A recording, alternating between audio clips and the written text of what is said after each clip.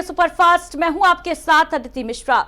आज इस डिबेट में बात करेंगे ईरान अमेरिका के बीच युद्ध विराम और इस सीज फायर में पाकिस्तान के योगदान पर भारत में मचे सियासी घमासान की। 28 फरवरी को ईरान के टॉप कमांडर अली खामनेई की मौत के बाद शुरू हुई महाजंग आज 40वें दिन इस पर विराम लग गया। एक और जहां महाजंग पर अल्प विराम से पूरी दुनिया में राहत की सांस ली जा रही है, माना यह जा रहा है कि दुनिया महाविनाश से बच गई, वहीं इसमें पड़ोसी मुल्क और आतंक के आका पाकिस्तान का पीस मेकर वाला रोल, जिसमें विशेषज्ञों को कुछ बड़ा झोल नजर आ रहा है, तो वहीं भारत में विपक्ष को एक नया मुद्दा मिल चुका है। ईरान अमेरिका के बीच इस्लामाबाद में वार्ता होनी तय है। दोनों ही मुल्क आज शहबाज शरीफ और आसिम मुनीर को थैंक यू बोलते हुए नजर आए, लेकिन सवाल उठ रहे हैं कि क्या आतंकियों के रहनुमा पाकिस्तान में इतना दम है कि वो ईरान और अमेरिका को एक टेबल पर ले आए, या दरअसल पाकिस्तान की इस चाल के पीछे है चीन का हाथ, या फिर कुछ और। सवाल यह भी है कि क्या हर बार अपनी बात से पलट जाने वाले डोनाल्ड ट्रंप इस बार भी पलटी नहीं मारेंगे, इसकी क्या गारंटी है? क्या सचमुच महाजंग और महाविनाश का खतरा टल गया, या भी कुछ बड़ा होना बाकी है? पहले एक सभ्यता के विनाश का दम और फिर ईरान और हॉर्मुज से मोटा माल कमाने की ट्रंप की चाहत। आने वाले दिनों में कितना बदलेगा वर्ल्ड ऑर्डर, और इस पर चर्चा भी करेंगे, लेकिन पहले कुछ बयान सुनिए। बड़ा डेलिकेट सीज फायर हुआ है।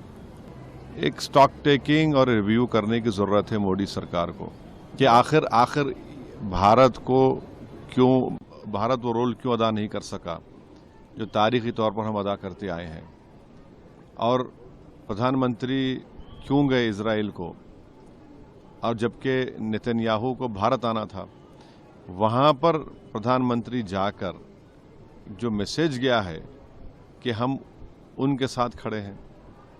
फिर बाद में हमला हुआ, उसके 5 दिन के बाद हम लोग कंडोलेंस दिए। तो ये सब चीज़ों का उम्मीद कर दे कि ये सरकार इसका रिव्यू करेगी, स्टॉक टेकिंग करेगी। आखिर ये क्यों हो रहा है? देखिए, अगर आप देश को बोलेंगे कि 3 घंटे की पिक्चर देख के खुश हो जाओ, तो फिर ये तो फॉरेन पॉलिसी नहीं है। जो बीजेपी एक पिक्चर को प्रमोट कर रही है फॉरेन पॉलिसी के तौर पर, ये फॉरेन पॉलिसी होगी आपकी? ये आपकी इंटरनल सिक्योरिटी और एक्सटर्नल थ्रेट को रोकने की पॉलिसी? पिक्चर देखो और खुश हो जाओ। मैं ये कह रहा हूं कि ये रोल भारत को अदा करना चाहिए था। पूरा विश्व 2 हफ्ते के युद्ध विराम का स्वागत करता है। इस दुनिया को शांति चाहिए, युद्ध किसी भी चीज का समाधान नहीं है। लेकिन ईरान और अमेरिका के बीच में जो 2 हफ्ते का सीज फायर हुआ है, उसको लाने में पाकिस्तान ने जो रोल अदा किया है, वो हमारे लिए चिंता का विषय है। एक ऐसा देश जो आतंक को पनाह देता है, आर्थिक रूप से दिवालिया होने की कगार पर रहता है, आज ग्लोबल पॉलिटिक्स का मुखिया बना, खिलाड़ी बना घूम रहा है, और भारत इस पूरे मंच से गायब है। इसे एक मामूली घटना मानकर नजरअंदाज करना तो बेवकूफी होगी, मूर्खता होगी, क्योंकि ये कोई छोटी मोटी बात नहीं है। तो देखिए, एक तरफ युद्ध विराम सीज फायर का ऐलान, दूसरी तरफ भारत में सियासी संग्राम अभी से शुरू हो गया, घमासान शुरू हो गया है। क्योंकि देखिए, जैसा कि विपक्ष दावा कर रहा है कि चिंताजनक विषय यह है कि पाकिस्तान इस पूरे मामले में, पाकिस्तान वो कंट्री, वो देश जो आतंक का आका है, वो देश जो आतंकियों को पालता है, वो देश जो दिवालिया घोषित हो चुका है, वो आज अपनी पीठ थपथपा रहा है। क्यों? क्योंकि ना केवल अमेरिका, ना केवल ईरान, इस वक्त पाकिस्तान पर सभी की निगाहें हैं। इस्लामाबाद में वार्ता होनी तय है 10 अप्रैल को, और इस वक्त ये जो खबर है, इसने भारत में सियासी टेंशन को हवा दे दी है। लेकिन बड़ी बात यह भी है कि जिस तरीके से डोनाल्ड ट्रंप, देखिए, एक के बाद एक कई उन्होंने अपने सोशल मीडिया अकाउंट ट्रूथ पर कई पोस्ट किए, उसमें उन्होंने ये दावा किया कि हम सीज फायर कर रहे हैं। क्यों? क्योंकि ईरान ऐसा चाहता था, वो बहुत ज़्यादा तबाह हो चुका है, और इसी के साथ बाकी सब भी यही चाहते हैं कि हम आज दुनिया के लिए एक बड़ा दिन है वर्ल्ड पीस का। ये सामने आप पोस्ट देख रहे हैं, big day for world peace, यानी दुनिया के लिए आज विश्व शांति का एक बड़ा दिन है। ईरान चाहता था कि ऐसा हो, और लाइकवाइज बाकी सब भी यही चाहते थे कि ऐसा हो, और इसीलिए अमेरिका ने अब ये तय किया है कि स्ट्रेट ऑफ हॉर्मुज से वो ट्रैफिक बिल्डिंग में हेल्प करेगा। यानी अब डोनाल्ड ट्रंप फिर से पलट गए हैं और ये कह रहे हैं कि हम ईरान के साथ मिलकर मुनाफा कमाएंगे। कहां से? हॉर्मुज से। इसके साथ ही आपको बताते चले, देखिए, अब्बास अराघची का ये पोस्ट, जिसमें वो साफ तौर पर शुक्रिया अदा करते नजर आए, पाकिस्तान को भाई बोलकर। शहबाज शरीफ, आसिम मुनीर का शुक्रिया अदा करते नजर आए। और ये देखिए एडवाइजरी भारत सरकार ने जो जारी की है, इसके मुताबिक ये कहा गया है कि जो लोग भी ईरान में हैं, भारत के नागरिक, वो तुरंत ईरान छोड़कर भारत लौट आए। और इजराइल के पीएम ऑफिस का भी ये पोस्ट देख लीजिए, जिसमें ये लिखा गया है कि युद्ध विराम हम कर रहे हैं, लेकिन लेबनान में युद्ध विराम नहीं हो रहा है, इसकी भी जानकारी दी गई। और इस बीच देखिए भारत में जगह जगह शिया समुदाय जो है वो जश्न मनाते भी देखे गए। कश्मीर से लेकर उत्तर प्रदेश तक जगह जगह ये जश्न की तस्वीरें देखिए सामने आ रही हैं। किस तरीके से जश्न का माहौल है, पटाखे छोड़े जा रहे हैं क्योंकि ईरान में सीज फायर हो गया है। बताते चले आपको कि ये जो पूरा कॉन्फ्लिक्ट का सिचुएशन है 28 फरवरी से शुरू होता है, जब अली खामनी टॉप कमांडर ईरान के मार दिए जाते हैं। अमेरिका और इजराइल की संयुक्त कार्रवाई के दौरान ऑपरेशन फ्यूरी नाम दिया था अमेरिका ने इस पूरे ऑपरेशन को, और इसके बाद से लगातार तनाव बरकरार था, टेंशन बरकरार थी। बीते कल ये माना जा रहा था कि आज ईरान में कयामत की रात होने वाली है, लेकिन उससे इतर सीज फायर का ऐलान डोनाल्ड ट्रंप करते हैं और इसका क्रेडिट किसे दिया जाता है? पाकिस्तान को। हमारे साथ इस पर चर्चा के लिए तमाम गेस्ट जुड़ रहे हैं। अहमद मेहदी जी हमारे साथ जुड़ गए हैं, राजनीतिक विश्लेषक के तौर पे। अनुपम तिवारी जी रक्षा विशेषज्ञ के तौर पर हमारे साथ जुड़ गए हैं। बहुत स्वागत आप दोनों ही खास मेहमानों का। और शुरुआत अनुपम तिवारी जी आप ही के साथ करना चाहूंगी, क्योंकि देखिए बीते कल हम इसी बात को लेकर चर्चा कर रहे थे कि ट्रंप क्या करने वाले हैं, क्या फिर से पलटेंगे ट्रंप अपने बयान से? क्योंकि ये बार बार देखा गया है कि डोनाल्ड ट्रंप तो मुझे लग रहा है कि पलटने के आदी हो चुके हैं। उनकी किसी बात पे कथनी और करनी में फर्क होता है, ये डोनाल्ड ट्रंप पर एकदम सटीक लागू होता है। अनुपम तिवारी जी, सबसे पहला आपका रिएक्शन मैं जानना चाहूंगी। जो सीज फायर हुआ है, क्या ये मान लेना चाहिए कि सीज फायर हो गया है, अब डोनाल्ड ट्रंप कुछ नहीं करेंगे? निश्चित तौर पर सीज फायर होना, युद्ध का ना होना, ये एक बहुत वेलकम बात है। और पूरी दुनिया की शांति, पूरी दुनिया का व्यापार, पूरी दुनिया की खुशहाली इस बात पे टिकी होती है कि कहीं पर युद्ध ना हो, तो इसका तो सभी स्वागत करेंगे। और कल हम लोग चर्चा कर भी रहे थे, और शायद मैंने ये बात कही भी थी, आपके चैनल पर ही कही थी, कि डोनाल्ड ट्रंप को लेकर ये कोई भविष्यवाणी कर पाना बहुत मुश्किल है, क्योंकि उनकी जो सिचुएशन है उसको समझें आप। उनके पास दो ही विकल्प थे, या तो इस युद्ध से हट जाएं, या तो फिर ईरान का सर्वनाश कर दें, उसके ऊपर कॉर्पोरेट बॉम्बिंग करें, उसके ऊपर इस तरह के हमले करें जिससे कि ईरान फिर कभी अपने पैरों पर खड़ा ना हो पाए। और ये जो दूसरा विकल्प था उसमें बहुत खतरे थे, क्योंकि कहीं ना कहीं ईरान के पीछे कुछ बड़े देश जरूर थे। हमने देखा है कि टेक्नोलॉजी ट्रांसफर से लेकर कई सारे जगहों पर चाइना और रशिया के फुटप्रिंट्स दिखाई दे रहे हैं ईरान के सपोर्ट में। और ये भी अब धीरे धीरे बातें खुलने लगी हैं कि इस दबाव को बनाने में, ईरान के तरफ से अमेरिका के ऊपर दबाव बनाने में चाइना और रूस का कहीं ना कहीं पर्दे के पीछे एक बड़ा योगदान रहा है। और यही वजह है कि जब उन्होंने इस चीज को समझा होगा डोनाल्ड ट्रंप साहब ने, तब उनको लगा होगा कि युद्ध में जाने का मतलब है अपने आप को और ज्यादा फंसा लेना, तो वो बचने का रास्ता पहले ही ढूंढ रहे थे, और इस तरह से वो बचने का रास्ता उनको मिला। कल उन्होंने सीज फायर के लिए हामी भरी है।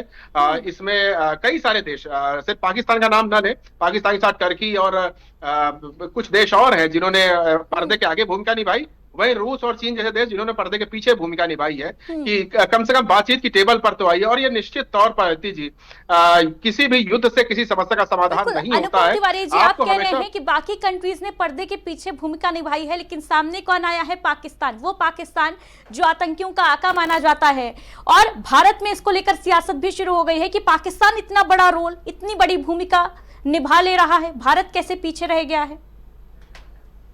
देखिए, पाकिस्तान इसमें शुरुआत से एक्टिव था। आप देखें, भारत और पाकिस्तान की विदेश नीति में इस युद्ध को लेकर के काफी फर्क दिखाई देता है। भारत ने पूरी तरह से अपने आप को इस युद्ध से तटस्थ कर लिया था। भारत ने किसी के पक्ष में बोलने से या उसकी निंदा करने से अपने आप को रोक रखा था, और पाकिस्तान ने यहाँ पर बड़ा एक्टिव भूमिका निभाई है। पहले दिन से ही वो लगातार संपर्क में रहे हैं अमेरिका के। पाकिस्तान के लोग, हम देख रहे हैं ऑपरेशन सिंदूर के बाद से ही लगातार अमेरिका के संपर्क में है। असीम मुनीर कई बार डिनर करके आ चुके हैं डोनाल्ड ट्रंप के यहाँ, तो वो लगातार संपर्क में थे, उसका फायदा मिला। उस पर से ईरान के साथ वो एक बड़ा बॉर्डर शेयर करते हैं, करीब 900 किलोमीटर का बॉर्डर ईरान और पाकिस्तान आपस में शेयर करते हैं। तो पाकिस्तान को पता था कि ईरान से बातचीत करना उसके लिए संभव है। और हमें यह नहीं भूलना चाहिए कि पाकिस्तान चीन की गोद में पहले से बैठा हुआ है, वो चीन से भी बात कर सकते हैं। तो उनकी कंडीशन ऐसी थी कि वो सबसे बात कर सकते थे, और उन्होंने तटस्थता की बात भी नहीं करी। और इस पे अपने आप को थोड़ा सा झोंका उन्हें लग रहा था कि, ऑपरेशन सिंदूर के बाद से जिस तरह से अमेरिका ने उनको पालना पोसना शुरू किया है, पाकिस्तान को लगा कि ये सही मौका है। इस समय अगर हम कुछ अगर बेहतर कर लेते हैं, हालांकि बिल्कुल बिल्कुल अनुपम तिवारी जी, लौटूंगी आपके पास। कहीं ना कहीं ये भी तो लग रहा है ना कि अमेरिका पाकिस्तान के कंधे, पाकिस्तान को आगे करके यूं कह लीजिए अपना जो हित था उसने साध लिया है, क्योंकि उसको युद्ध से पीछे हटना था। तो कैसे करें ये बहुत मुश्किल हो रहा था, इसीलिए पाकिस्तान को आगे करके उसने अपना काम जो है वो कर लिया है डोनाल्ड ट्रंप ने। क्या कहेंगे इस पे मेहदी खान जी? देखिए, सबसे पहले तो मैं यहाँ से अपनी बात की शुरुआत करूँगा कि आज जो भी हुआ है इससे एक चीज़ हमको मिलती है कि ये जीत सिर्फ और सिर्फ ईरान की जीत नहीं है, ये हर एक इंसान की जीत है जो साम्राज्यवाद के ख़िलाफ़ खड़ा होता है। आज एक साम्राज्यवाद की हार है, ये गरीब देश की विजय है जिस पे 30 साल से सैंक्शन लगा हुआ था, और उसने जब अपने लिए लड़ाई लड़ी तो उसने लोगों को बता दिया कि अगर आप सच्चाई पर हों, अगर आप हक पे हों तो आपकी जीत होती है। तीसरी, हर उस गरीब इंसान की जीत है जो एक बड़े आदमी के सामने खड़ा होता है और सीना चौड़ा करके कहता है कि आप गलत हैं, मैं सही हूँ। और ये हर उस इंसान की जीत है जो किसी भी मुकाम पे अपने घुटने नहीं टेकता। तो ये मैं आपको बता दूं कि ये सिर्फ जीत ईरान की जीत नहीं है, बल्कि ये जीत हमें दिखाती है अगर हम सच्चे हों, अगर हम सच्चाई पर हों तो फिर हमारी जीत होती है। अब रही बात कि ये कहा जा रहा है कि भारत का इसमें क्या रोल है, भारत ने सीज फायर क्यों नहीं करवाया। भारत तो पूरी दुनिया में जिसकी मानी जाती है, अगर देखा जाए तो सबसे ज़्यादा इस वक्त भारत की इज्जत है पूरी दुनिया में। तो मैं उनको ये बता दूं कि शायद वो इस चीज़ को नहीं जानते हैं कि भारत का जो रोल है वो किसी का रोल है ही नहीं। मैं आपको बता दूं, भारत ब्रिक्स का हिस्सा है, और आपको पता है आने वाले वक्त में अगर इस पूरी दुनिया को कोई चलाएगा तो वो ब्रिक्स चलाएगा, पहली बात। अच्छा, भारत क्यों नहीं बोला, इस पे मैं आपको क्लियर कर दूं मैम। भारत इसलिए नहीं बोला क्योंकि भारत के मल्टीपल रिलेशन है सारे स्टेट्स के साथ। भारत अपनी सिक्योरिटी शेयर करता है इजराइल और अमेरिका के साथ, भारत अपने मेडिकल सप्लाई शेयर करता है यूएस के साथ। फिर उसके बाद दूसरी आती है इंडिया की इकोनॉमी। इंडिया की इकोनॉमी ऑयल पे के प्राइसेस पे डिपेंड करती है, इंडिया की जीडीपी बहुत सारी चीज़ों पे डिपेंड करती है, क्योंकि भारत की एक जो आबादी है वो और देशों से ज़्यादा है। इसलिए राय सिर्फ भारत के एक समुदाय, एक लोगों को देख के नहीं ली जाती है, बल्कि सबको देख के ली जाती है। दूसरा, भारत के बहुत सारे इंडियंस बाहर रहते हैं, जिसमें भारत का एक बहुत ज़्यादा इंडियन डायस्पोरा की सेफ्टी भी इंपॉर्टेंस, उसकी भी इंपॉर्टेंस थी, इसलिए भारत ने इस पर खामोशी अख्तियार की और कुछ नहीं बोला। तीसरा कि भारत का इसमें डायरेक्ट बेनिफिट मुझे नज़र नहीं आ रहा था कि अगर भारत कुछ बोल देता तो भारत का डायरेक्ट बेनिफिट था। लेकिन मैं आपको बता दूं कि अब भारत ब्रिक्स का हिस्सा है। अच्छा, ब्रिक्स के फुल फॉर्म क्या है? ब्रिक्स की फुल फॉर्म है Brazil, Russia, India, south Africa और चाइना। अब आप मुझे बताइए कि जब इतनी बुरी हार इजराइल की हो चुकी है इस वॉर में, और आपने देखा कि किस तरीके से अब धीरे धीरे चीज़ें लोगों के सामने आना शुरू हो गई हैं कि इजराइल बैकफुट पे है, और उसने जो सोचा था कि हम किसी देश के कमांडर को मार देंगे तो वो देश खत्म हो जाएगा, ऐसा होता नहीं है। तो आप ये बताइए कि अगर जो 10 शर्तें हैं ईरान की जिसके ऊपर ये सारा सीज फायर हुआ है, उसमें सबसे पहली शर्त कौन सी है कि खाड़ी देशियों से अपने आप को सैनिक हटाना पड़ेगा, हमारे जितने ऊपर सैंक्शन है उसे हटाना पड़ेगा, और स्टेट ऑफ हुर्मुज पे जो है वो अब टोल लगेगा। तो आप मुझे बताइए, सारी शर्तें अगर पूरी होती हैं तो दुनिया 2 ब्लॉक्स में कन्वर्ट हो जाएगी। पहला ब्लॉक जो होगा वो आपको दिखाई देगा जो खाड़ी देशों को भी कंट्रोल करेगा, और वो होगा ईरान, और ईरान की बैकिंग करेगा रशिया और चाइना। आप मुझे बताइए कि अगर रशिया और चाइना करेगा, और शायद यूएस और यूएसए का एक अलग ब्लॉक हो जाएगा। और आने वाले वक्त में मैं आपको एक और चीज बता दूं कि करेंसी जो होगी बहुत वीकन हो जाएगी। मैं अपनी बात कंप्लीट कर लूं। हाँ। और ब्रिक्स अपनी एक करेंसी बनाएगा, और वो करेंसी से पूरी दुनिया में ट्रेड होगा, और जिससे डॉलर वीकन होगा। और अंदर की बात मैं बताऊं, अगर भारत इधर की साइड लेता है, उधर की साइड लेता है, या पाकिस्तान की तरीके से दलाली करता मैं कहूं, तो आप ये बताइए कि भारत का जो रुतबा है वो रुतबा रह पाता? भारत ने समझदारी दिखाई, और भारत को पता है कि भारत को क्या करना है। यहाँ हमें नहीं बताना कि भारत को किस फॉरेन पॉलिसी को अपनाना है। ईरान हमारा दोस्त था, है और रहेगा, और ये बात ईरान भी जानता है। और ये जो लोग कह रहे हैं कि हमने किसी का साथ नहीं दिया, अगर हम किसी का साथ ना देते तो फिर ईरान ने सबके लिए स्ट्रेट ऑफ हुर्मुज बंद कर दिया, भारत के लिए क्यों खुला था? बिल्कुल। तो आप मुझे बताइए इसका जवाब क्या है? बिल्कुल, बड़ी बात है कि जब सबके लिए स्ट्रेट ऑफ हुर्मुज बंद था, तब भारत में जो शिप्स थे उनको बाकायदा सुरक्षा देकर ईरान जो है वो खोल रहा था, स्ट्रेट ऑफ हुर्मुज खोल रखा था। लेकिन अनुपम तिवारी जी, क्या ये नहीं लग रहा कि दही चाटने के चक्कर में चूना चाट गए डोनाल्ड ट्रंप, अपना ही नुकसान करा बैठे? डोनाल्ड ट्रंप एक बहुत बड़बोले राजनेता है। वो हर चीज को व्यापार के चश्मे से देखते हैं, और ये हमें समझना चाहिए कि ये युद्ध जो था वो किसी मोरालिटी के लिए नहीं लड़ रहे थे। वो कुछ ऐसा संदेश नहीं दे पाए कि उनका आखिर इस युद्ध को लड़ने का मकसद क्या था, और ऐसा कौन सा बहुत बड़ा उद्देश्य छिपा हुआ था जिसके बिना दुनिया के अंदर एक तबाही आ जाती अगर युद्ध ना होता। तो इसी से पता चलता है कि उनकी, अगर आप उनके तमाम स्टेटमेंट्स को, उनके तमाम ट्वीट्स को बार बार पढ़ें तो एक चीज उन्होंने स्पष्ट कर दी थी कि वो पूरी तरह से ईरान के तेल के ऊपर अपनी नजर गड़ाए बैठे हुए थे। उन्होंने वेनेजुएला कैप्चर किया, उसके बाद उनको ये लगने लगा था कि अगर ईरान का भी ऑयल रिजर्व उनके हाथ में आ जाएगा तो वो दुनिया के बादशाह बन जाएंगे और वो हर चीज को अपने हिसाब चलाएंगे, और इन फ्यूचर रशिया और चाइना का जो एक डर है उनके, वो डर भी उनसे दूर हो जाए, क्योंकि ईरान के तेल के ऊपर बहुत कुछ चाइना डिपेंड करता है। तो हम ये समझे कि डोनाल्ड ट्रंप जो कर रहे थे वो सिर्फ ईरान के खिलाफ नहीं कर रहे थे, वो करना, उनको ये लग रहा था ईरान को कैप्चर करके वो चाइना को भी एक तरह से घुटनों पर लाएंगे, क्योंकि ईरान, चाइना की जो इकोनॉमी है वो भी फ्यूल ड्रिवेन है और वो बहुत कुछ ईरान के ऊपर डिपेंड करती है। तो ये एक लॉन्ग प्रोसेस था और उस हिसाब से डोनाल्ड ट्रंप सोच रहे थे। वो एक आर्थिक मोनोपोली की तरफ ले जाना चाह रहे थे देश को, और अपने देश को और साथ में पूरे विश्व को। ये जो यूनिपोलर विश्व है उसको यूनिपोलर बनाए रखना चाहते थे। अब ये एक जुआ था जो कि पूरी तरह फ्लॉप हुआ है, और वो फ्लॉप होने के बाद अब आप देखेंगे कि लेकिन अनुपम तिवारी जी अभी भी तो बाज नहीं आ रहे हैं ना डोनाल्ड ट्रंप। अभी देखिए हालिया उनका पोस्ट अगर बात की जाए तो उन देशों को धमकी दे रहे हैं जो ईरान को हथियार सप्लाई करेंगे उनके ऊपर 50% टैरिफ लगाएंगे। ये धमकी दी है डोनाल्ड ट्रंप ने और कहा है कि तत्काल प्रभाव से लागू करते हैं 50% टैरिफ।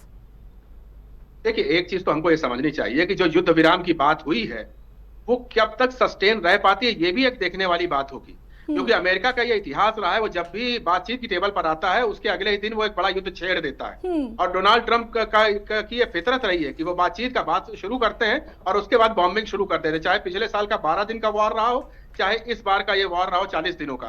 हर बार बातचीत के आड़ में युद्ध शुरू होता है। तो डोनाल्ड ट्रंप क्या करे जाएंगे कोई नहीं जानता है, लेकिन ये बात बिल्कुल स्पष्ट है कि वो इसको एक व्यापारिक चश्मे से देख रहे थे और तमाम जो निर्णय ले रहे थे उसमें अपने निजी फायदे नफा नुकसान की बात भी सोच रहे थे। लेकिन व्यापार में घाटा अपना ही करा बैठे और साथ ही साथ इज्जत तो गई सो गई। अहमद मेहदी खान जी क्या कहेंगे इस पर, क्योंकि देखिए अमेरिका पर भरोसा अभी भी नहीं किया जा सकता, क्योंकि डोनाल्ड ट्रंप कितनी बार पलटे हैं इसकी शायद कोई गिनती नहीं है। इस बार क्या लगता है ये जो 14 दिनों का समय दिया है, क्या ये पॉसिबिलिटी भी लग रही है कि इस बीच डोनाल्ड ट्रंप फिर से अटैक कर सकते हैं, जैसा हमने देखा था कि बातचीत के बीच में ही प्रहार हो गया था, खामनेई को मार गिराया था। Ma'am Preeti ma'am thank you so much, आपने इस बात को कहा। मैं इस बात को कहना चाहूँगा कि कुरान में एक सूरा है, सूरा नंबर 110, जिस पे ईरानी बहुत बिलीव करते हैं। मैं उसको पढ़ देता हूँ आपके सामने। बिस्मिल्लाहिर्रहमानिर्रहीम। इज़ा जा नस्रुल्लाहि वल फथ वरायतन नासा यदखुलूना फी दीनिल्लाहि अफवाजा फसब्बिह बिहम्दि रब्बिका वस्तगफिरहु इन्नहु काना तव्वाबा। बेसिकली उनका ये सूरा तब नाजिल हुआ था जब प्रॉफिट मोहम्मद को फतेह हासिल हुई थी दुश्मनों के खिलाफ। तो उनका सिंपल ये कौम मैम करबला की कौम है। ये कौम वो कौम नहीं है जो डर जाने वाली। करबला में एक तरफ 9 लाख का लश्कर था, एक तरफ 72 थे, और यही ईरानी लोग थे जो गए थे करबला मौला हुसैन की मदद करने के लिए। तो मैम इनका इतिहास आप अगर उठा के देखें तो जब इराक ने इन पे अटैक किया तो इराक के पास तो बहुत कुछ था क्योंकि पीछे यूएस मदद कर रहा था। और जब इनके कमांडर आयतुल्ला खुमैनी के पास आए कहने के लिए हमारे पास सिर्फ और सिर्फ 1 महीने का सामान है, तो आयतुल्ला खुमैनी ने यही वर्सेस पढ़ी और कहा कि जाओ लड़ो, खुदा तुम्हारे साथ है, गॉड तुम्हारे साथ है। तो मैम ये लोग बिलीवर्स हैं, ये बहुत ज़्यादा बिलीफ रखते हैं। मैं आपको एक डाटा देता हूँ, आप सोचेंगे जब ईरान में पता चला कि डोनाल्ड ट्रंप अटैक करने वाले हैं तो वहाँ पर बेसिकली एक ऐप चलाया गया कि लोग अपने आप को रजिस्टर्ड करें, क्योंकि ईरान का एक रूल है कि जब तक वो घर में लोग आगे नहीं पढ़ सकते हैं जब तक 2 साल की वो आर्मी में ट्रेनिंग न कर ले, बिकॉज वहाँ पर 2 साल की ट्रेनिंग मैंडेटरी है। तो आपको पता है जब ये ऐप लॉन्च हुआ कि लोग अपने आप को रजिस्टर्ड करें जो वॉर में जाना चाहते हैं, तो 1,40,00,000 लोगों ने अपने आप को रजिस्टर्ड किया और ये कहा कि हम मरने को तैयार हैं, देश के लिए कुर्बानी दे देंगे। मैम ये वो कौम है जो 8 साल तक इराक से लड़ती रही और फिर भी उसने अपनी हिम्मत नहीं हारी। तो मैम ये जज्बे वाली कौम है, ये डरने वाली कौम नहीं है। और मैं आपको बता दूं ये कौम ऐसी कौम है कि इस पे जितना आप दबाव डालेंगे उतना ज़्यादा ऊपर उठेगी। मैम आपने देखा आज आप ईरान चले जाइए, मैं तो होके आया हूँ तेहरान, इसलिए मैं बता रहा हूँ, उनका इंफ्रास्ट्रक्चर बहुत खूबसूरत है, उनकी बिल्डिंग्स बहुत खूबसूरत है, उनके खुद के ऐप हैं, उन्होंने खुद का सब कुछ बना रखा है। कैसे इतना पॉसिबल हो पाया? इसलिए पॉसिबल हो पाया क्योंकि वो सैंक्शन में रहे। मैम एक बात याद रखिएगा, आयतुल्लाह खुमैनी ने एक बात कही थी, जो वहाँ के सुप्रीम लीडर थे, कि जिसको जितना ज्यादा दबाया जाता है, जो सैंक्शंस में रहता है, वही ऊपर उठ के आता है। तो ईरान ने साबित कर दिया और यूएसए को भी ये बात समझनी पड़ेगी, जितना वो आगे जाएगा उसका शेयर मार्केट दुनिया ने क्रैश कर देखा जाएगा। कि किस तरीके से ह्यूमन चेन बनाकर ईरान के आम नागरिक आगे आ गए। म्यूजिशियंस की तस्वीरें हमने देखी, किस तरीके से म्यूजिक प्ले किया गया वहां पर विरोध में इजराइल और अमेरिका के। तो अपने आप में बहुत बड़ी चीज हो जाती है कि आप एक महाशक्ति के खिलाफ लड़ रहे हैं इतने जुनून के साथ। अनुपम तिवारी जी, इस पर आपका रिएक्शन लेना चाहूंगी मैं। देखिए, ईरान वो देश है जो बहुत ज्यादा महात्मा गांधी को मानता है। आप देखें, मैं इसका जिक्र इसलिए कर रहा हूं क्योंकि गांधी जी के नाम पर वहां पर हॉस्पिटल भी हैं और सुप्रीम लीडर चाहे खुमैनी साहब रहे हो चाहे खामनेई साहब रहे हो, अक्सर वो महात्मा गांधी का जिक्र भी करते थे। ऐसा क्यों करते थे? क्योंकि महात्मा गांधी की ये जो रेजिस्टेंस करने वाली प्रवृत्ति थी ना, जिसको हम लोग उनकी कमजोरी समझते हैं कि वो तो भूख हड़ताल पे चले जाते थे, लेकिन वो जो एक मोबिलाइज करने का तरीका था महात्मा गांधी जी का, उस चीज से ईरान की ये जो वर्तमान रेवोल्यूशनरी गार्ड के लोग हैं वो काफी प्रभावित थे। और ये जो ह्यूमन चेन बनाना हो या फिर कुछ युद्ध के दौरान म्यूजिक बजाना हो और उस म्यूजिक में लोगों के साथ खड़ा होना हो, आज एक कॉल पर करोड़ों लोगों का बाहर आ जाना हो, ये यही दिखाता है कि वो जो वैल्यूज थे जो कि पिछली सदी में भी सुपरहिट थे, महात्मा गांधी ने उसको करके दिखाया भारत के अंदर, साउथ अफ्रीका के अंदर, और उस चीज को बाद में कई सारे लोगों ने अलग अलग देशों में इस्तेमाल किया। नेल्सन मंडेला ने बाद में उसी पद्धति को अपनाया और वही कुछ मुझे यहाँ पर गांधीज्म दिखाई दिया। ह्यूमन चेन जब दिखी तो वो रेजिस्टेंस करने का वो तरीका, क्या आप आके मारिए मुझे, कितना मार सकते हैं, कितनी ताकत है आपके अंदर। और ये जो जज्बा आता है, ये जो मार खाने का जो जज्बा है, और वो मार खाई जज्बा जो मारने वाले को, प्रताड़ित करने वाले को बैकफुट पे धकेल ही देता है।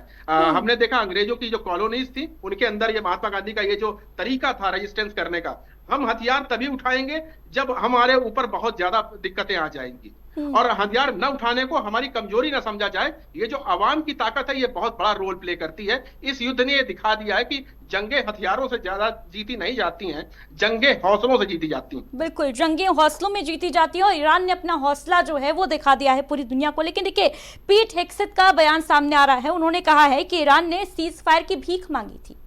यानी कुल मिलाकर कहा जाए तो अमेरिका अभी भी ये बताने की कोशिश में है कि भाई ईरान तो झुक गया, ईरान हार गया।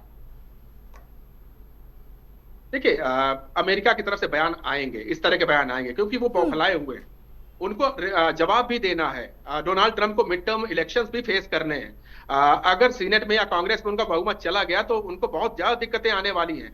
ये एक ऐसे राष्ट्रपति हैं जिनका पहले भी इंपीचमेंट हो चुका है, अब ये फिर से एक बार इंपीचमेंट फेस कर सकते हैं। तो उनकी राजनीतिक जमीन भी खिसकी है इस युद्ध के बाद से। और जितना बड़ा प्रदर्शन हमने पिछले हफ्ते अमेरिका के अंदर देखा है इनके विरोध में, उस प्रदर्शन ने एक झलक जरूर दिखाई है कि ये बहुत ज्यादा अनपॉपुलर हो चुके हैं।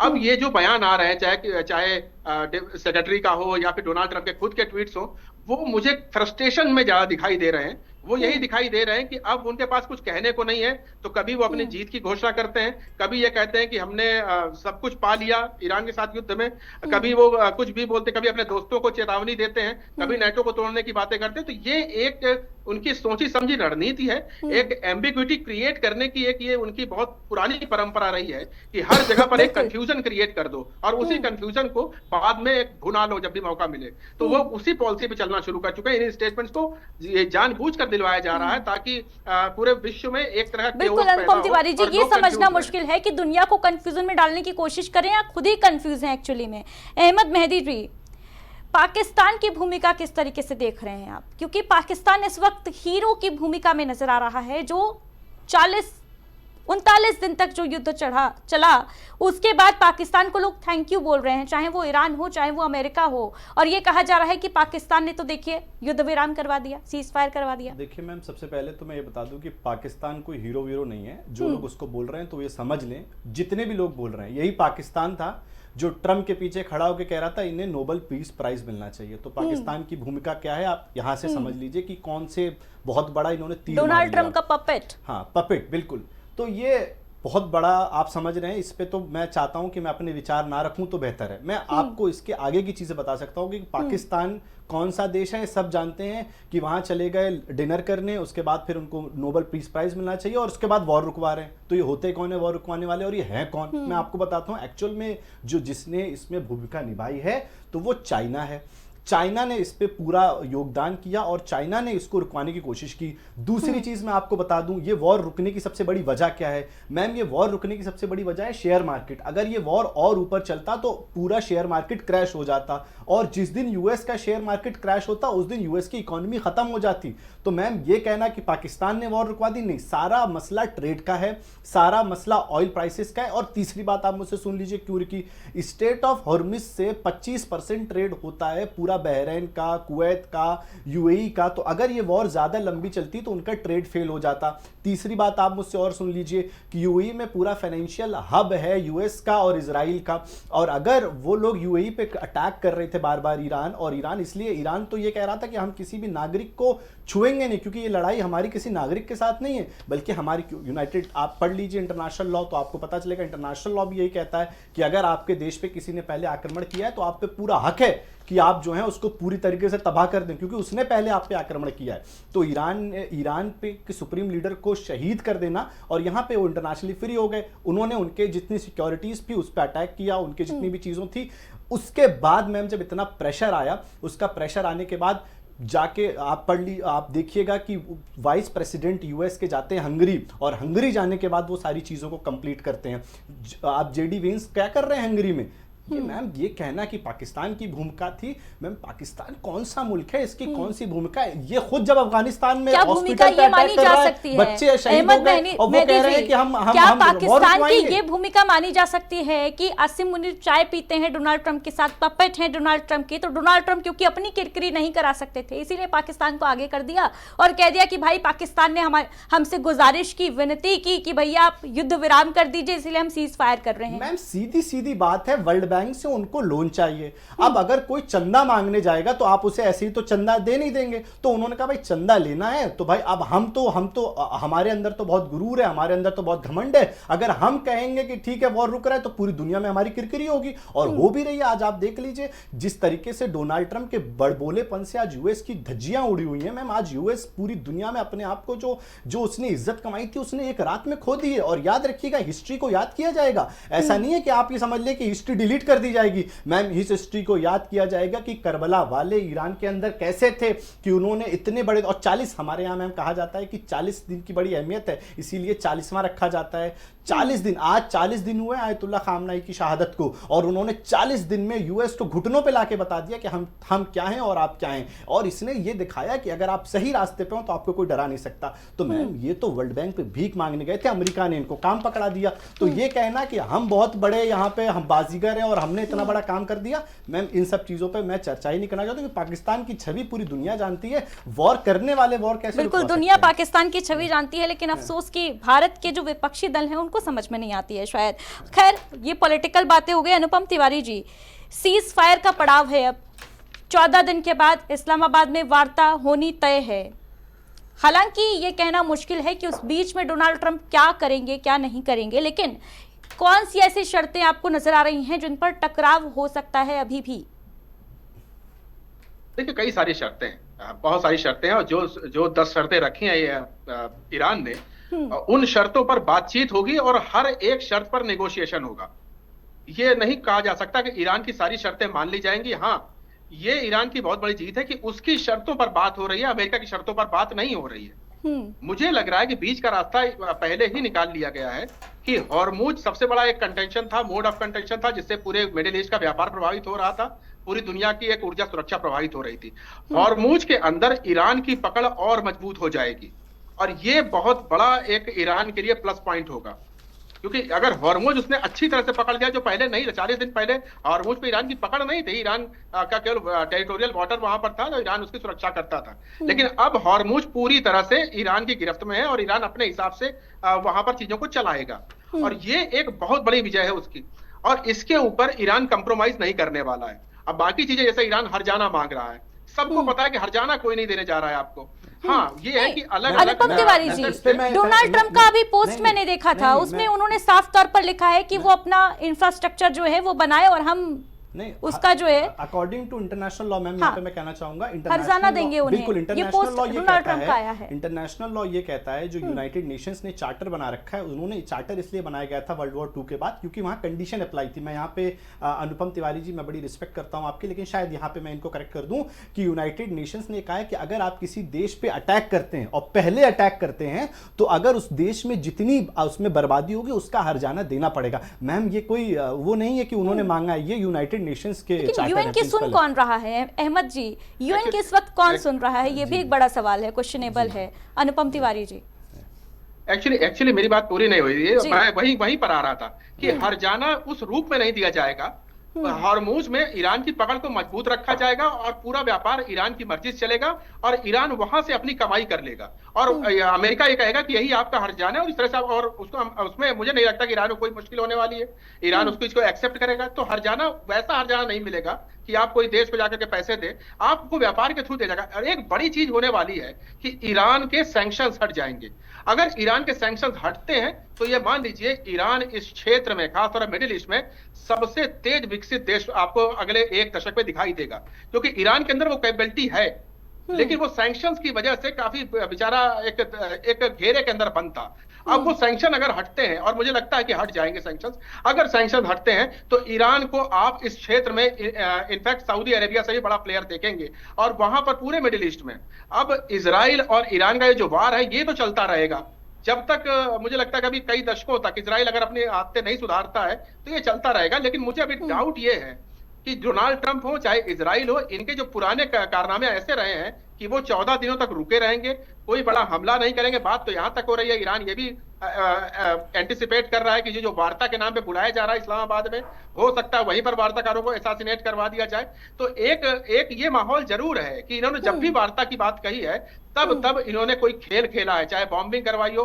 पिछली बार हमने देखा B-2 बॉम्बर्स फ्लाई करवाए गए थे, इस बार भी कुछ हो सकता है। वार्ता के दौरान असैसिनेशन हो सकते हैं, कई बार ऐसा हुआ है, मोसाद इस मामले में एक्सपर्ट रहा है। तो ऐसी कुछ चीजें हो सकती हैं और अगर ऐसा कुछ होता है तो ये वार्ता डिरेल हो जाएगी और ये युद्ध अभी और लंबा किस्ता रहेगा। लेकिन अहमद मेहदी जी, जो तमाम पोस्ट डोनाल्ड ट्रंप के एक के बाद एक सामने आ रहे हैं, देखिए लिख रहे हैं कि फायदेमंद रीजिम चेंज से गुजरा है ईरान और हम साथ मिलकर हम पैसा कमाएंगे, बहुत सारा पैसा कमाएंगे, ये ख्वाब देख रहे हैं डोनाल्ड ट्रंप इस वक्त। मैम देखिए, मैं आपको एक चीज़ बता दूं, जब इंसान हारता है, जब उसकी हार होती है तो वो गाली पे उतर आता है। और जिस तरीके से अभी लेटेस्ट ट्वीट्स आप देखें डोनाल्ड ट्रंप के, तो आपको नज़र आएगा कि उनकी साफ दिखाई दे रही है कि किस तरीके से उनकी हार उनके करीब थी और उन्होंने उस अपनी भाषा को भी दिखाया।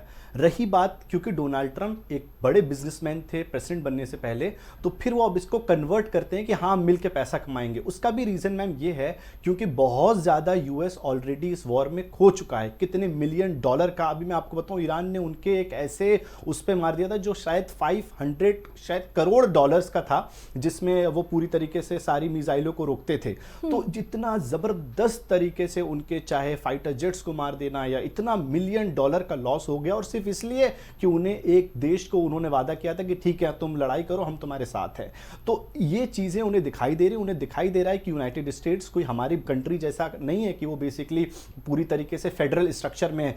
हमारे वहाँ की स्टेट्स अलग अलग है। अगर यूनाइटेड स्टेट्स रशिया की तरीके से टूटा और यूएसएसआर जैसे खत्म हो गया था तो पूरा मैम यूनाइटेड स्टेट्स तबाह हो जाएगा, क्योंकि वहां पे धीरे धीरे आवाजें उठना शुरू हो गई हैं। 80 मिलियन लोग सड़क पे आ चुके हैं कि ये किस तरीके की वॉर है, ना हमारा कोई लेना देना। ईरान से और यूएस की जो डिस्टेंस है आप देख लीजिए 11,000 किलोमीटर की है, और इजराइल की और ईरान की 2,000 किलोमीटर से 11,000 किलोमीटर दूर बैठ के आपको क्या लेना देना मिडिल ईस्ट में क्या चल रहा है। तो पूरा देश उनके खिलाफ था, उनकी पॉपुलैरिटी दिन ब दिन कम होती जा रही थी। लोग उन्हें सिर्फ इसलिए सत्ता में लेके आए थे क्योंकि वो एक बिजनेसमैन थे। लोगों को लग रहा था कि हाँ यूएस को हम वापस से अपनी इकोनॉमी उसकी स्ट्रॉन्ग करेंगे, बिकॉज सारी चीजें सब वापस से इकोनॉमी पे आ जाता है। तो वो ऐसी बातें करने लगे, वरना आप देख लीजिए स्टेट ऑफ हुर्मुज पे अब किसका कब्जा होगा। आप अगर इसमें जाएंगे तो आपको पता चलेगा, आप जब इंटरनेशनल लॉज पढ़ेंगे तो आपको पता चलेगा 20 नॉटिकल माइल्स तक अगर आपकी देश में पानी रहता है तो आपके देश के हिस्से में आता है, तो ज्यादातर ओमान और ईरान का कब्जा रहेगा। इनका क्या काम स्टेट ऑफ हुर्मुज पे मैम, मुझे लगता है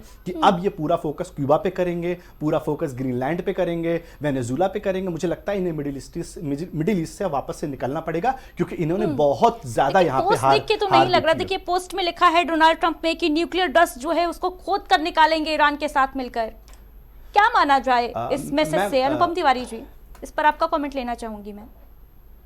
देखिए अदिति, डोनाल्ड ट्रंप का कमेंट, वो सिर्फ अपना फेस सेविंग की बात कर रहे हैं। उनके जो भी ट्वीट्स हैं अब केवल अपना चेहरा बचाने के लिए ही कर रहे हैं वो।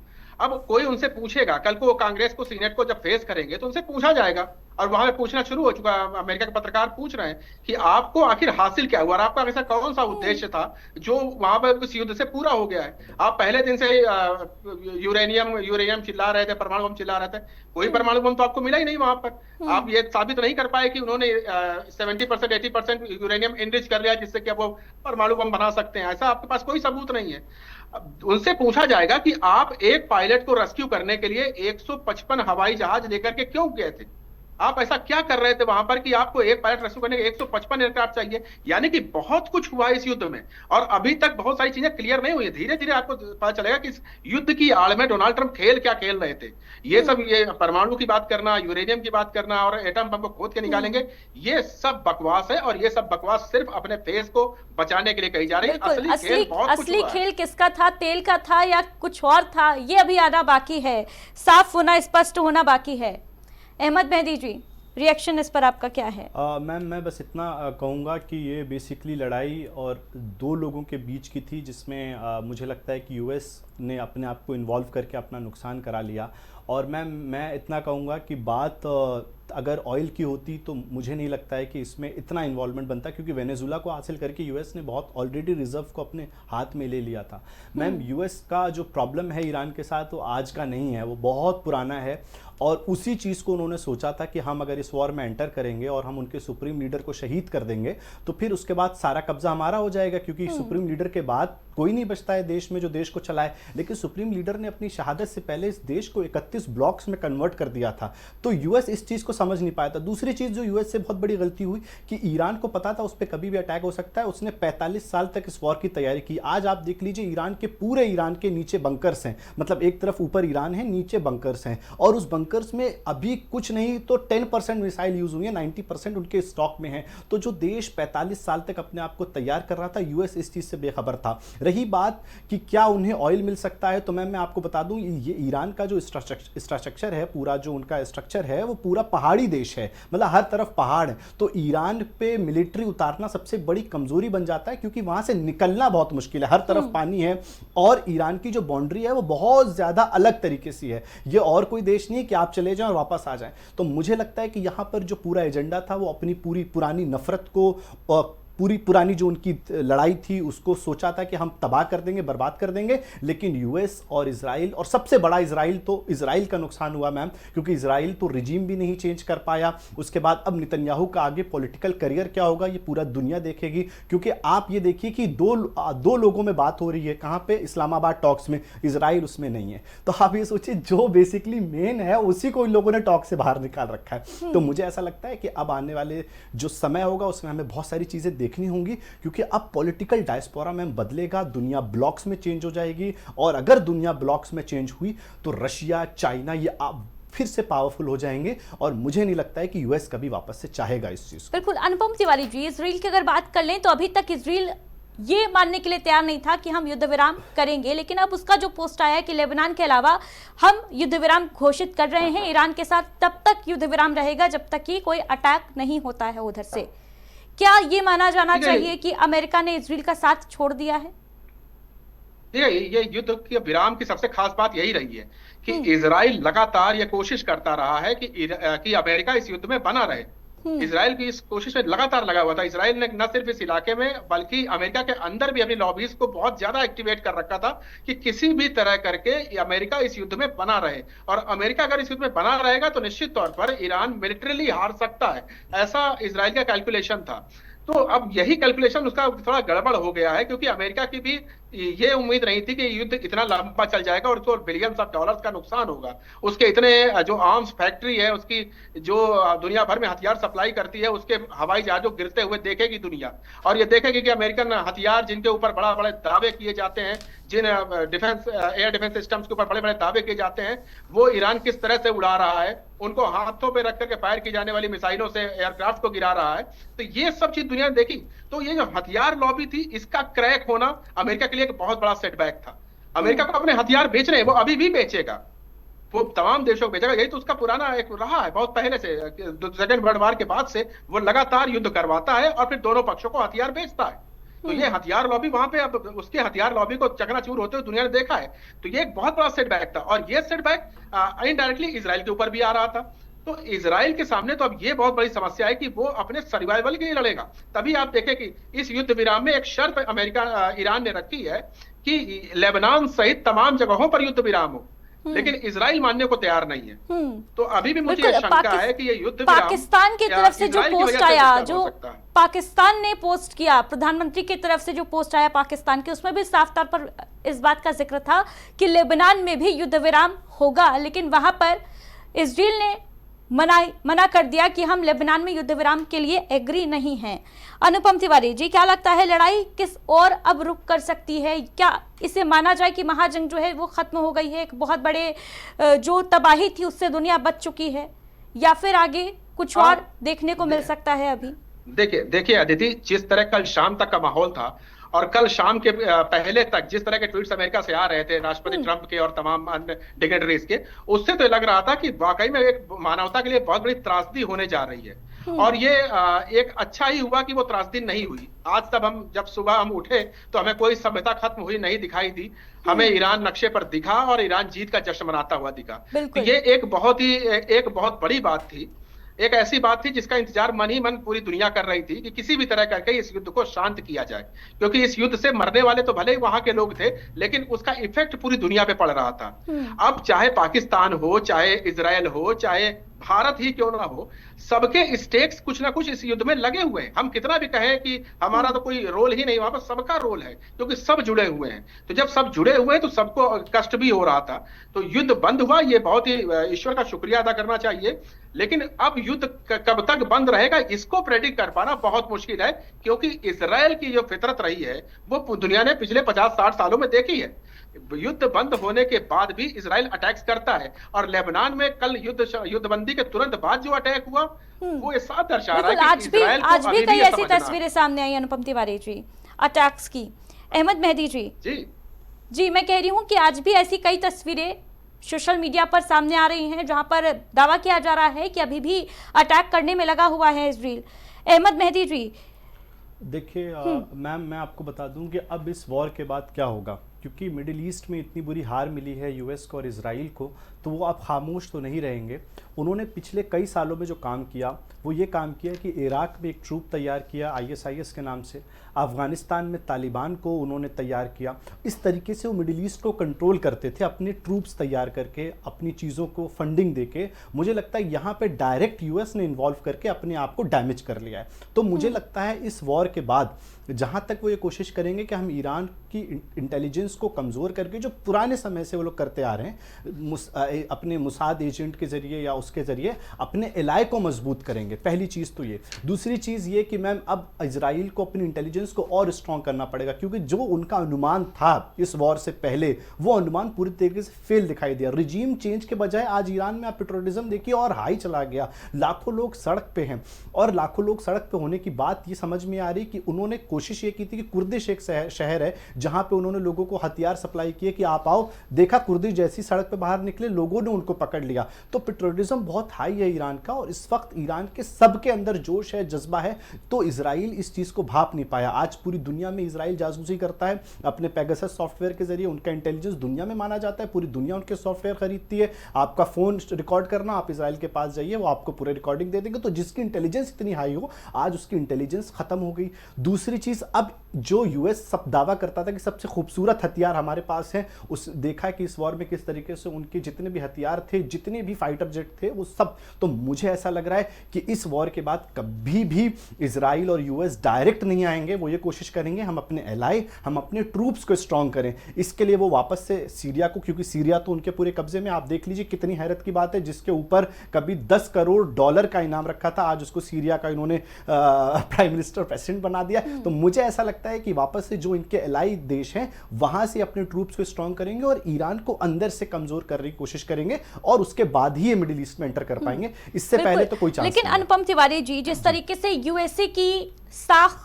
पर डैमेज हुआ है, खासतौर से राष्ट्रपति डोनाल्ड ट्रंप जिनकी खूब किरकिरी हुई है, उनकी जग हंसाई हुई है, ये कहने में भी कोई दो राय नहीं है, क्योंकि जिस तरीके से वो बार बार अपने बयानों से पलटी उन्होंने मारी, एक तरीके से कहा जा सकता है। इसके बाद अमेरिकी राष्ट्रपति की बातों पर भरोसा करना कोई भी नहीं चाहेगा, लेकिन क्या ये नहीं माना जाना चाहिए कि अब एक नया वर्ल्ड ऑर्डर जो है वो बनता हुआ नजर आ रहा है?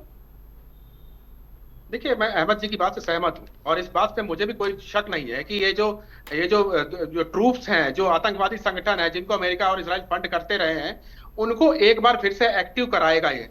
और ये अमेरिका अब ये काम बखूबी करता रहा है। अलग अलग देशों में ISIS हो गया और तमाम ऐसे संगठन हो गए, अल कायदा हो गया, ये कहीं ना कहीं अमेरिका की तरफ से ये फंड पाते हैं और उसी चीज को फिर से कैरी आउट करेंगे। लेकिन यहाँ पे डर सबसे ज्यादा भारत जैसे देशों को होना चाहिए। पाकिस्तान का अमेरिका के पाले में जाकर बैठ जाना भारत की सुरक्षा के लिए एक बहुत बड़ी चुनौती है, और भारत को इसके ऊपर अब लगातार काम करना पड़ेगा।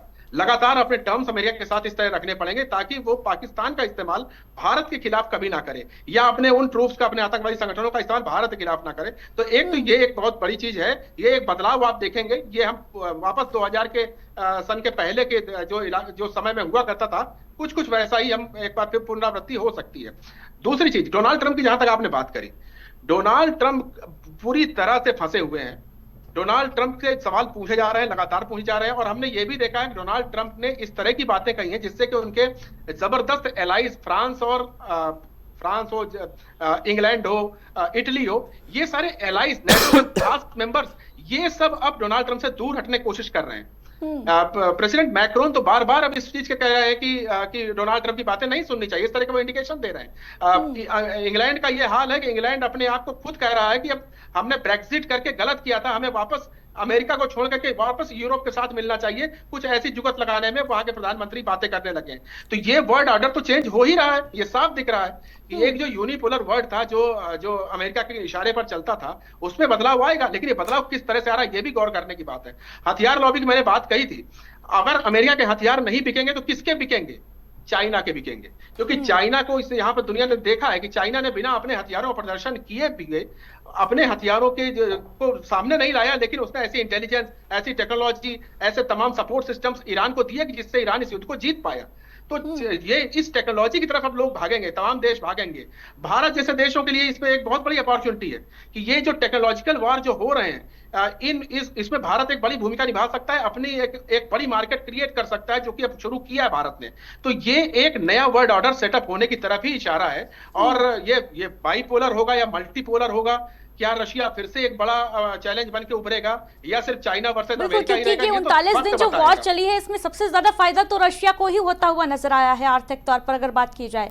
अहमद मेहदी जी, फाइनल रिएक्शन आपका? मैम, मैं इस पे फाइनल रिएक्शन ये दूंगा सिंपल, कि हमारा अब दुनिया का जो ऑर्डर है वो इस तरीके से, जहाँ तक मेरा अनुमान है और मैम मैं जहाँ तक समझ पा रहा हूँ सारी चीज़ों को, कि इस तरीके से कन्वर्ट होगा कि भारत की उसकी भूमिका क्या होगी। मैं पूरा इसको आपको डिटेल में समझा देता हूँ। मैम, हमारा अब जो मुझे लगता है कि होने क्या वाला है कि एक ब्रिक्स संगठन है, ब्रिक्स ऑर्गेनाइजेशन, जिसमें ब्राज़ील, रशिया, इंडिया, चाइना और साउथ अफ्रीका। साउथ अफ्रीका ने तो पहले ही कह दिया है कि हम यूनाइटेड स्टेट्स ऑफ अफ्रीका बनने वाले हैं, तो सारे ये अफ्रीका मुल्क एक साथ आ जाएंगे। उसके बाद मैम ये अपनी एक करेंसी बना रहे हैं, जिसको लेके बार बार यूएस कह रहा है कि करेंसी न बनाओ, क्योंकि अगर इनकी करेंसी बन गई तो ये देश, आप समझिए दुनिया का ये 45% ट्रेड करते हैं। उसके बाद यूरो तो ऑलरेडी यूरोपियन यूनियन ने बना रखा है। तो मुझे ऐसा लगता है कि ये दुनिया अब 2 टुकड़ों में ब्लॉक्स में कन्वर्ट हो जाएगी, और ब्रिक्स जो है वो पूरी दुनिया को लीड करेगा। और मुझे खुशी है इस बात कि भारत ब्रिक्स का हिस्सा है। और ये कहना किसी का कि भारत की भूमिका क्या थी, तो वो देख ले, भारत कल भी ब्रिक्स का हिस्सा था, आज भी ब्रिक्स का हिस्सा है। और भारत का आप अर्थव्यवस्था आप आगे देखेंगे तो आपको पता चलेगा कि भारत चाबहार पोर्ट में ईरान के साथ है, भारत का ट्रेड हर देश के साथ सबसे अच्छा है, भारत की दोस्ती सबसे अच्छी है। तो मुझे ऐसा लगता है कि हमारा आने वाला फ्यूचर बहुत ही स्ट्रांग है, क्योंकि हम न कल जालिम के साथ थे, न आज जालिम के साथ है। हमने हमेशा ये दिखाया कि हम मजलूम के साथ हैं। मैम, कहीं पे भी जुल्म होता है तो मुझे ऐसा लगता है कि भारत एक ऐसा देश है जो फौरन आपत्ति करता है कि ये गलत है। आप देख लीजिए, अफगानिस्तान पे जब पाकिस्तान ने अटैक किया तो भारत उसके साथ खड़ा था। हिंदुस्तान में हजारों शिया नहीं, लाखों शिया सड़क पे उतर आए जब ईरान के मिनाब शहर में बच्चों को शहीद किया गया। तो मुझे ऐसा लगता है भारत एक ऐसा देश है कि जिस देश के अंदर कभी भी अगर जुल्म होता है तो भारत के लोग सड़कों पे उतर के कहते हैं कि तुम गलत हो, गलत हो और गलत हो। इसलिए क्योंकि याद रखिएगा, जालिम सर आपका काट तो सकता है लेकिन झुका नहीं सकता। तो भारत एक ऐसा देश है जिसने हजारों साल 80,000 भारतीयों को पाकिस्तान ने शहीद कर दिया अपने आतंकवादी हमले से, लेकिन भारत आज भी खड़ा हुआ है। हर एक गलत चीज को क्रिटिसाइज करना भी जानता है, भारत तटस्थता के साथ काम करना भी जानता है, और यही वजह है कि पाकिस्तान की तरह दलाली करने नहीं जाता है भारत। भारत के पास लोग आते हैं, भारत के पास मुल्क आते हैं, भारत किसी मुल्क के पास नहीं जाता भीख का कटोरा लेकर, जैसे पाकिस्तान गया हुआ है, जिस पर राजनीति जो है वो लगातार जारी है। फिलहाल आप सभी का इस खास चर्चा में जुड़ने के लिए हमारे साथ बहुत बहुत शुक्रिया। तो देखिए, सीज फायर हो गया है, युद्ध विराम का ऐलान हो चुका है। आज 40वां दिन महाजंग और एक बड़ी मुसीबत से पूरी दुनिया बच गई है, यह भी दावा किया जा रहा है। लेकिन डोनाल्ड ट्रंप, जी हां, अमेरिका के राष्ट्रपति ट्रंप, जिनकी बातों पे भरोसा करना दुनिया के लिए अभी भी काफी मुश्किल है। 14 दिन के बाद बताया जा रहा है कि 14 दिन का ये युद्ध विराम है, और इस बीच 10 अप्रैल को पाकिस्तान के इस्लामाबाद में इनविटेशन दिया है प्रधानमंत्री शहबाज शरीफ ने। दोनों ही मुल्कों को टेबल टॉक के लिए देखना होगा कि बातचीत में क्या कुछ निकलकर सामने आएगा, ये युद्ध विराम होगा या फिर अभी ये महाजंग का पार्ट 2 बाकी है, ये वक्त बताएगा। दीजिए